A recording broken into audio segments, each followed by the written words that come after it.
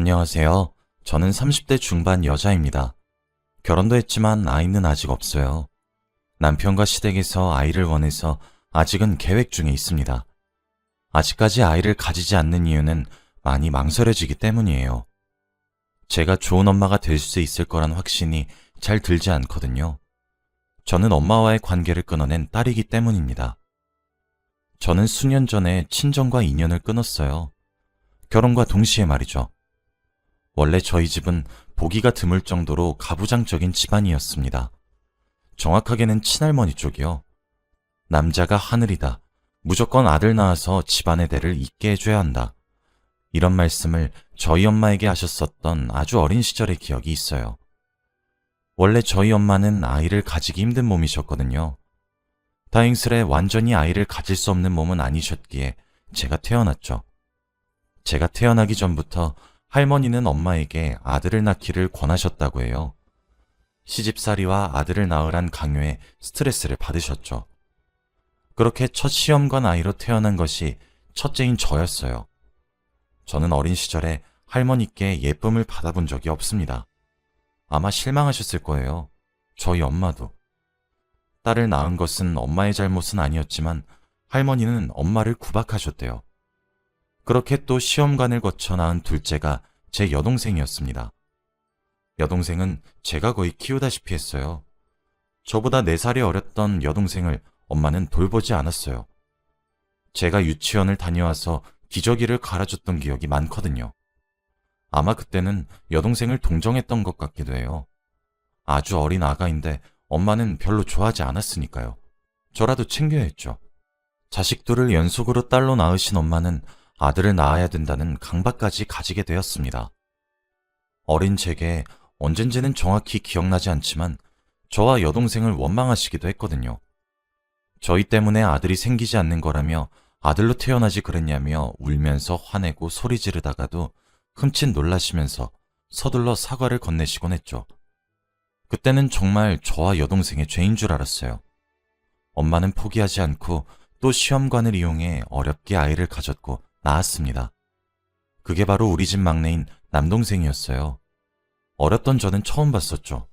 엄마가 그렇게 환하게 웃고 뛸 듯이 기뻐하는 모습을요. 엄마가 저와 여동생을 보고 딸이라고 우셨었고 제발 아들을 낳게 해달라고 하늘에다가 기도도 하셨어요. 항상 우울하기만 했던 엄마는 아들 임신과 동시에 급속도로 기분이 좋아졌습니다. 사실 엄마의 입장은 이해가 되긴 해요. 어린 제가 기억할 정도였으면 아마 할머니의 핍박과 강요는 제 기억보다 훨씬 심했을 테니까요. 실제로 엄마는 아들을 낳자마자 태도가 확 바뀌었어요. 모질게 퍼붓던 폭언들도 시집살이들도 전부 멈췄었죠. 남동생이 태어나고 나서는 할머니의 재산 중에서 가지고 계셨던 건물 하나와 땅의 일부를 엄마의 명의로 돌려주셨어요. 그때부터 엄마는 남동생에게 올인하기 시작했습니다. 이것 또한 이해는 돼요. 그렇게나 핍박을 받았었고 온갖 듣기 힘든 소리들을 많이 들으시다가 아들 하나 낳고 시댁의 대우가 천지차이였으니 얼마나 아들이란 존재가 엄마에게 커다란 존재였겠어요. 엄마는 그렇게 언제인지 모를 때부터 점차 저희 삼남매를 차별하기 시작했습니다. 남동생이 유독 깍두기를 참 좋아했어요. 저희 집에는 깍두기가 마를 날이 없었죠. 매번 엄마가 직접 담궜거든요. 진밥을 싫어하는 남동생을 위해 어머닌 자주 냄비밥을 해주었습니다. 고슬고슬하게요. 저와 여동생은 진밥을 더 좋아하는데 말이죠. 여동생과 남동생의 초등학생 시절에 부모 참관 수업의 일정이 겹쳤던 적이 있었어요. 저희 엄만 당연하다는 듯이 남동생의 부모 참관 수업에 가셨습니다. 제가 소풍을 가게 되었었던 날 남동생이 아프다는 이유로 저는 도시락도 없었어요. 제가 소풍을 간다는 사실도 모르셨거든요. 김밥이라도 한 줄 사 먹으라고 돈이라도 주시지도 않으셨습니다. 조금씩 어긋나기 시작한 애정의 척도는 어느새 우리가 한 살씩 더 자랄 때마다 극단적으로 차이나기 시작했어요. 가족이 둘러앉아 밥을 먹더라도 설거지는 항상 저와 여동생의 몫이었습니다. 정작 남동생은 컴퓨터 앞에 앉아 게임을 하고 있거나 노래를 크게 틀어놓고 침대에 누워 휴대폰을 만지작거리거나 TV를 보고 있었거든요. 반면 저와 여동생은 방에 들어가 책상에 앉아 공부를 하곤 했어요. 저인 성적이라도 좋아야 엄마에게 칭찬을 한 번이라도 들을 수 있었거든요. 한 번은 여동생이 억울했었던 건지 엄마, 왜 자식을 차별해? 진우시켜! 라고 한번 대들었던 적이 있었습니다. 그때 여동생 때문에 집안이 한바탕 뒤집어졌어요. 제가 겨우 엄마를 뜯어말리고 여동생을 방에다가 들여보냈죠. 하루는 제가 용돈을 모아서 유명 스포츠 브랜드의 저지를 산 적이 있습니다. 남동생은 제 옷을 학교에 들고 갔다가 잃어버렸는데 그날 저녁 제게 미안하다더군요. 저는 제가 아껴 썼던 옷이기 때문에 당연히 크게 화를 냈죠. 밖에서 듣고 계신 엄마는 제 방에 쳐들어와 어디 귀한 남동생 기를 죽이고 있냐고 소리쳤습니다. 아니 엄마, 내가 잘못한 거 맞아. 누나 왜 때려? 라며 동생이 엄마를 말렸어요. 그 일이 있었던 주말 엄마는 백화점에 가서 저지를 사왔습니다. 잃어버렸던 제 것이 아니라 동생의 것을요. 누나 눈치 보지 말고 이거 입고 다니라며 동생에게 저지를 건네주는 엄마의 손을 부는 순간 아마 저는 그때 단념했던 것 같아요. 남동생이 미치도록 미웠지만 증오할 순 없었어요. 제 남동생은 또 엄청나게 착한 바보 같은 아이였거든요. 아마 남동생이 중학생이 되면서 어느샌가 깨달았던 것 같습니다. 저희 집안이 다른 집과 아주 많이 다르다는 것을요. 여동생이 엄마가 아끼셨던 화분을 깨트린 적이 있습니다. 엄만 당연하다는 듯 손부터 올리셨지만 남동생이 자기 탓이라 돌리더군요. 엄마는 남동생이 다치지 않았는지 걱정했죠. 명절에 용돈을 받는 것도 남동생만 받았었는데 어느 순간부터 자기가 받은 용돈 전부를 반으로 나누어 저와 여동생에게 줬어요. 엄마가 그렇게 싸고 들면 애가 싸가지 없기가 더 쉬울 텐데 남동생은 그러지 않았어요. 점점 나이를 먹어가면 먹어갈수록 더 눈치 빠르게 저와 여동생을 챙겼습니다. 처음엔 그런 남동생 태도가 오만하다고 느꼈어요. 지가 뭔데 우리를 동정해서 챙겨주냐, 이런 마음이었죠. 하지만 그와 동시에 굉장히 고마웠습니다. 엄마를 미워하는 감정이 남동생의 행동으로 많이 희석될 수 있었거든요. 그래서 저희는 남녀 차별이 아주 컸었던 집이었지만 삼남매의 우애는 좋았던 그런 기이한 집안이었어요. 나중에 많은 시간이 흘러 저와 남동생 둘이서 술을 한 잔 먹어본 날이 있었어요. 그때 제가 물어봤었습니다. 왜 나랑 여동생 잘못을 네 탓이라고 하면서 우리가 혼나지 않게 감싸주고 그랬냐면서 말이에요. 남동생이 그러더라고요. 친한 친구네 집에 간 적이 있었거든? 학생이었을 때. 근데 그냥 우리 집하고 분위기가 참 많이 다르구나 싶더라고. 솔직히 우리 엄마는 큰 누나 작은 누나 친구들이 오든 말든 내 친구들한테만 관심이 있었잖아. 근데 걔네 집은 그냥 평등하다는 생각이 진짜 많이 들었거든. 사실 나는 내가 그런 편애를 받았기 때문에 솔직하게 말하자면 몸은 되게 편했었어. 내가 편애를 받고 있다는 사실을 잘 알고 있긴 했거든. 근데 걔네 집에 그런 공평한 분위기를 느껴보니까 참 그렇더라. 누구 하나 억울해하지도 않았고 무시를 당하지도 큰 소리가 나지도 않는 분위기를 보니까 뭔가 부끄럽더라고. 그렇게 처음엔 넘어갔지. 그런데 내 주위의 친구들 대부분이 다들 그렇게 살더라. 한 번은 내가 그렇게 쇼크받았었던 집에 살았던 친구가 반대로 우리 집에 놀러 왔는데 그때 엄마가 작은 누나한테 엄청 막말을 했었어. 무슨 일인지 지금은 기억이 안 나지만. 근데 그걸 보더니 내 친구가 나보고 누나들이 불쌍하다는 거야. 어린 나이라서 돌려 말하지 못했었던 것 같긴 한데 그래도 누나들이 불쌍하다는데 그때 뭔가 내 민낯이 드러난 느낌이었어. 지금 잘못되어 가고 있구나. 이런 게 확 느껴지더라고. 솔직히 누나들은 내가 많이 도와줬다고 하는데 내가 한 게 뭐가 있어? 모두 작고 사소한 말 한마디, 행동 하나, 이런 것들 뿐인데. 처음엔 죄책감이나 좀 덜어보려고 누나들 도와줬었는데 근데 그렇게 도와주면 도와줄수록 엄마가 나만 편애한다는 게 더 뼈저리게 느껴지더라고. 그래서 그랬어. 나라도 누나들 편 돼주고 싶은 마음이었지. 라고 말해주며 씁쓸하게 웃더라고요. 동정에서 시작되었을지라도 저와 제 여동생을 감싸준 것은 사실이니 고마웠습니다. 저는 항상 엄마에게 칭찬 한마디, 사랑 한 스푼이라도 더 받고 싶어서 정말 많은 노력을 했어요. 대회를 나가면 무조건 상을 타왔고 학창 시절에도 전교 10위권은 무조건 들었죠. 대학교 들어가서도 나중에 졸업할 때엔 수석으로 졸업했습니다. 제가 전교 3등을 해왔어도 엄마는 남동생 수학 점수 5점 오른 것에 더 행복해 하셨어요. 제게는 언제쯤 웃어줄까 항상 기대하고 실망하고를 반복했죠. 그러던 시절에 지금의 남편을 만났습니다. 아주 어린 시절부터 심한 차별을 받아왔던 저는 남편이 주는 사랑이 너무 과분하다고 생각했어요. 올곧이 저에게만 향하는 마음이 어쩔 때는 너무 신기했고 어쩔 때는 부담스럽기도 했었거든요. 받아본 적 없는 사랑에 남편에게 모진 말도 참 많이 했었습니다.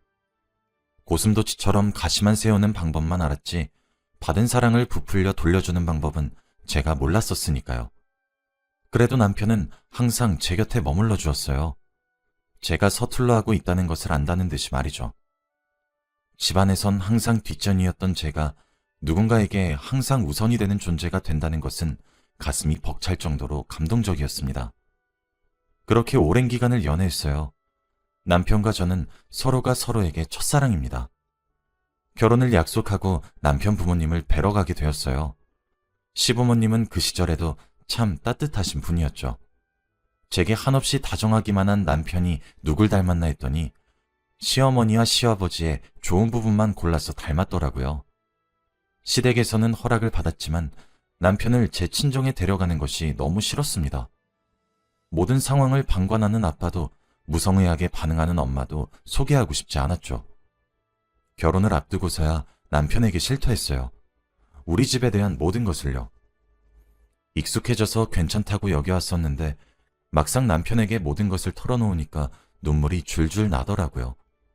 이런 제 얘기에 실망해서 결혼하기 싫어졌다고 해도 이해하겠다는 제 말에 남편은 어느 날과 다를 바 없이 다정하게 고생이 많았다고, 이제 나랑 결혼해서 화목하게 살자고, 우리 사이에 태어날 아이들은 그런 차별 없이 키울 자신이 있다며 사랑한다고 속삭여 주었습니다. 부모님께 남편을 소개했던 날 무성의하신 부모님의 태도에 저는 더 이상 실망하지 않았어요. 기대한 것이 없어 실망할 것도 없었죠. 저는 제가 모아왔던 돈으로 결혼을 했어요.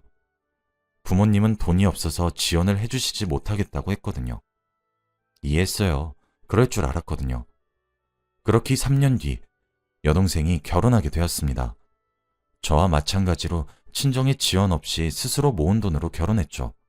괜찮았습니다. 부모님이 여건이 안 되신다는데 돈을 맡겨놓은 것도 아니고 염치 없이 손을 벌리고 싶지 않았고 부모님이 도와주시지 않더라도 전혀 서운하지 않았거든요. 저와 여동생 둘 다 말이죠. 그런 제가 친정과 인연을 끊은 이유는 남동생의 결혼 때문이었습니다. 엄마 아빠가 너무 싫었지만 그래도 어쩔 수 없는 그런 애증 관계를 저와 여동생은 이어갔어요. 어쩌겠나요? 그래도 절 낳아주신 부모님이니까요. 그런데 남동생의 결혼 얘기가 오갈 때 저와 여동생과 달리 모든 상황에 적극적이셨어요. 특히 엄마가 적극적이셨죠.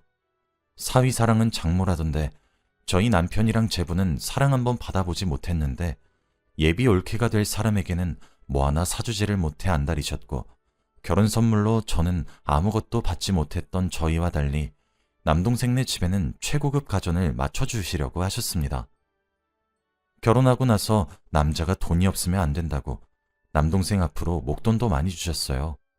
저흰 냉장고 하나, TV 하나, 그럼 몇백만 원짜리 하나 받지 못했었는데 말입니다. 남동생이 눈치를 보기 시작했어요. 제 동생은 우리의 눈치가 얼마나 보였을까요? 미안해하는 마음이 너무 느껴졌습니다. 만나게 되면 미안하다는 듯 어깨가 처져 있는 모습이 안쓰러웠어요.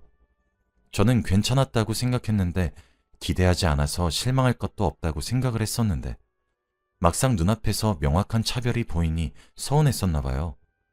그때 저도 모르게 엄마에게 나랑 진영이 결혼할 적엔 돈 없다며, 우리가 결혼할 때는 수중에 돈이 없어 10원 한 장 보태주지 못했는데 이 돈들은 다 어디서 났길래 진우 결혼식에서는 이렇게 쑥쑥 목돈이 나와? 라고 툭 쏘아 붙이듯 말했어요. 엄마는 그때 이거 진우가 결혼하거나 애 낳거나 하면 보태주려고 엄마가 미리 모아놨던 거야 라고 하시더군요. 근데 말하고는 아차 싶으셨나 봐요. 아니 근데 얘는 나이 먹고 속 좁게 왜 그러니? 막내가 장가를 가는데 뭐 하나 보태주지 못할 망정 왜 다 지난 이야기를 꺼내고 그래? 라며 자리를 피하셨죠. 그때 알았습니다. 단념한다고 했었는데 실은 나는 엄마에게 단념하지 않았고 기대하지 않아 실망할 것도 없다고 생각했는데 매번 이번은 다를 거라고 기대를 했단 사실을요. 그런데 부모라는 이유로 제가 부모님을 모셔야 된다는 건 공정한 건가? 라는 생각이 들더라고요. 저도 사랑을 받아봤어야 부모님께 돌려드릴 게 있는데 받은 사랑 하나가 없잖아요. 왠지는 모르겠지만 그날 참 많이 울었습니다. 지금 생각하니 제가 처한 현실을 뼈저리게 깨달았던 밤이었네요. 저와 여동생은 대학교 학비도 벌어서 갔어요. 엄마가 성년이 되고 나서는 지원을 해주지 않았거든요. 처음엔 음식처럼 사소한 것들부터 크게는 남동생과 비교해서 받은 지원들까지 참 서럽더라고요. 저는 남편에게 말했어요. 이제 우리 엄마 포기하고 더 이상 연락하고 싶지 않다고. 우리 집도 이사 가자고. 나는 이제 친정 없는 셈 치고 살고 싶다고. 남편은 당황했지만 결국 제 말을 전부 들어주었습니다. 하나 있는 남동생의 결혼식은 망치고 싶지 않았기에 남동생의 결혼식까지만 참석하고 그 뒤로는 전화번호도 바꿨어요. 여동생도 저와 함께 일련의 일들을 같이 지켜봤으니 아마 저와 같은 마음이었겠죠. 그렇게 저희 두 딸은 친정을 마음속에서 지워버렸습니다. 남동생은 제 말을 듣고 처음에는 말렸지만 사실 남동생도 그런 말을 할 자격이 없잖아요. 저희에게 정을 베풀었든 베풀지 않았든 엄마 아빠가 베풀어주는 사랑을 가득 받고 자라온 사람이니까요. 저는 남동생과도 연락을 끊었습니다. 더 이상 남동생을 보며 상대적 박탈감을 느끼고 싶지 않았거든요. 올케랑 잘 살고 만나지 말자고 했죠. 저는 따뜻한 시부모님을 부모처럼 모시기로 했습니다. 항상 제 기분을, 안색을, 몸 상태를 먼저 살펴주시는 분이니까요. 맛있는 게 있으면 며느리 입에 먼저 넣어주시는 분들에게 사랑을 느끼는 건 어쩌면 당연하면서 쉬운 일이었어요. 그분들을 제 부모다라고 생각하기로 했습니다. 남편은 그 후로 한 번씩 친정과 슬슬 연락해보지 않을 거냐고 넌지시 물었지만 저는 칼같이 쳐냈어요. 하루는 제가 일하고 있는 회사 로비에서 연락이 왔습니다. 엄마라고 하시는 분이 절 찾아왔다고 하시면서요. 용케 딸이 다니고 있다던 회사를 알고 있었네 싶었죠. 저는 엄마가 없고 모르는 사람 같으니 돌려보내시라 했어요. 그런데 퇴근 시간까지 절 기다리시고 계시더군요. 잠시 얘기 좀 하자고 붙잡는 엄마의 모습이 처음이라 괜한 기대감이 다시 생겼습니다.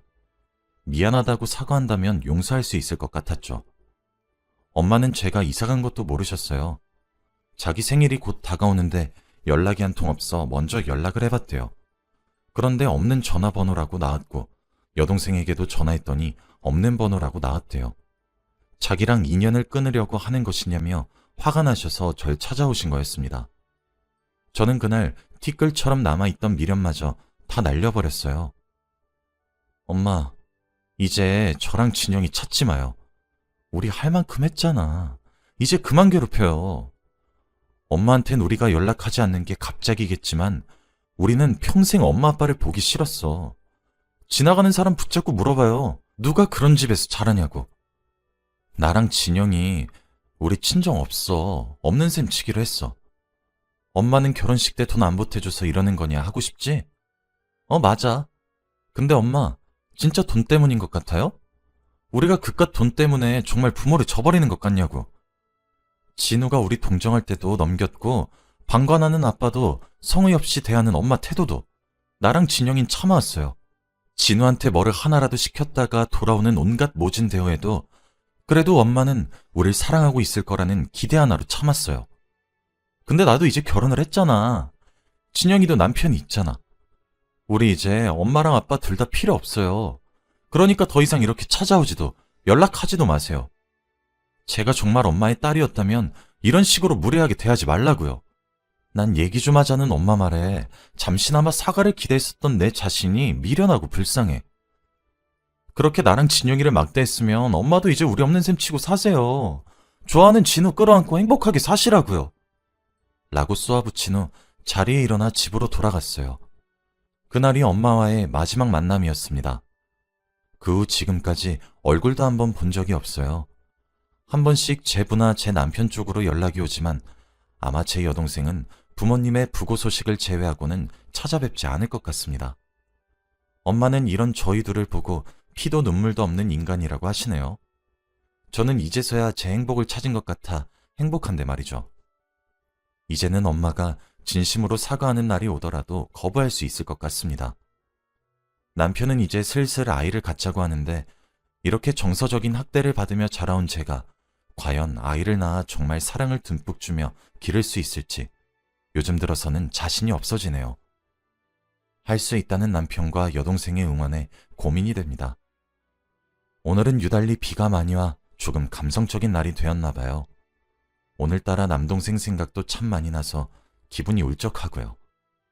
울적한 마음을 어디 풀 곳이 없어 이렇게나마 제 이야기를 글로 써서 보내보았습니다. 누군가 제 글을 읽고 잘 자랐다는 생각을 한 번씩 해주길 바라면서요. 정말 제가 아이를 낳아 기르게 되면 또 사연을 보낼게요. 제가 잘하고 있는지 여러분들이 잘 지켜봐 주세요. 하루 마무리 잘하시길 바라고 글을 읽어주셔서 감사합니다.